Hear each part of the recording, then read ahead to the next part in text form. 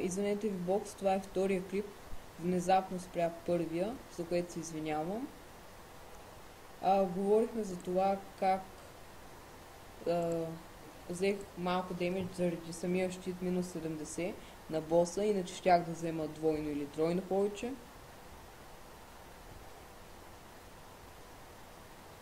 В по-нататък клиповете ще покажем. Ето виждате сега как го хилвам. По-нататък ще покажем как се енчантва, ще покажем в базара какво може да се закупите. С 65% Да, заради самото поле.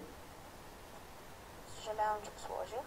всеки вид има различни полета, като на лайф усилва хелването, на темпове надава, на баланс усилва палатите, а останалите атаките на хел. Да, наистина, когато сложите полето, ви отвоява атаката. Не ви отвоява, а с 25% повече на наски демидж. Също има алгаритми, които дават пак полета и с 35 на различни стили карти. Аз за сега само хилвам, понеже нямам силни карти.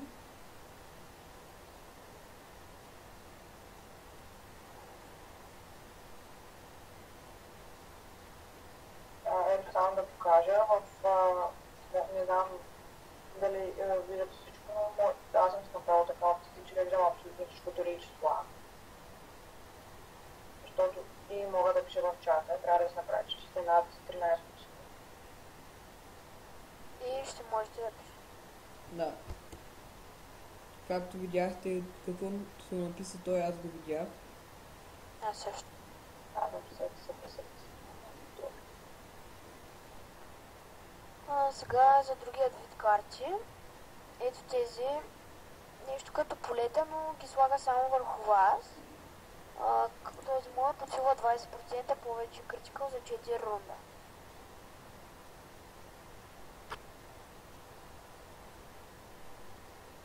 Също и сега също ще стане нещо, ако някой е много надалеч и ще в битка и трябва да ви помогне, може да натиснете текст чат на самия и да му напишете нещо. Да, може да му напишете хил. Ето както Марто ми написа на мен.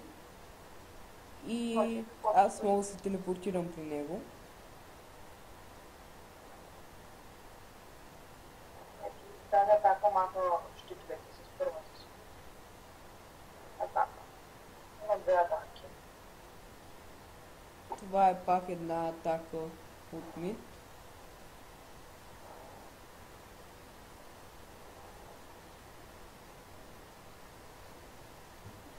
Тези по-слабите чудовища, като тази чиква, понеже е ранг 2, много често може да влизне и има слаби карти.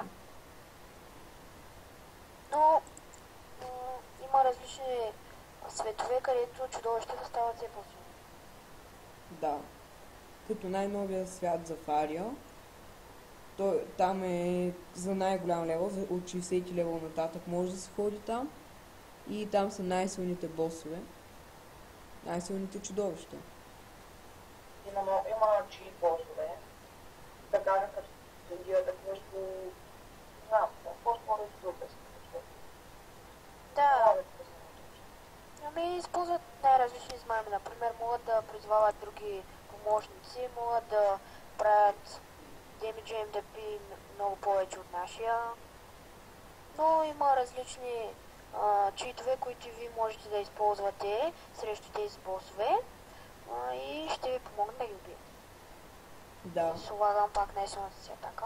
Ако искате да направим клип как се убива някой бос, наистина ви затруднява, може да покажем или да ни добавите в приятели, ако играете в същия Wizard. Ако не, ще направим клип как се убива, защото наистина има и такива хора.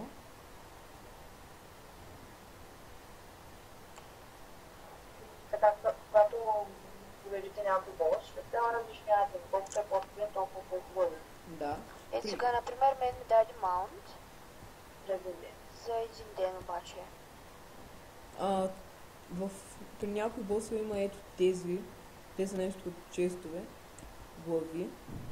и като платите определен брой кронс, ви дава нещо като по-хубав итъм, доста по-хубав итъм.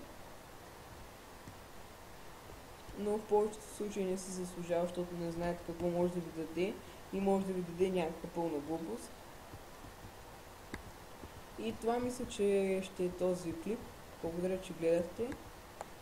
Ако има някакви проблеми за играта или въпроси, пишете налично или в коментарите. Довиждане!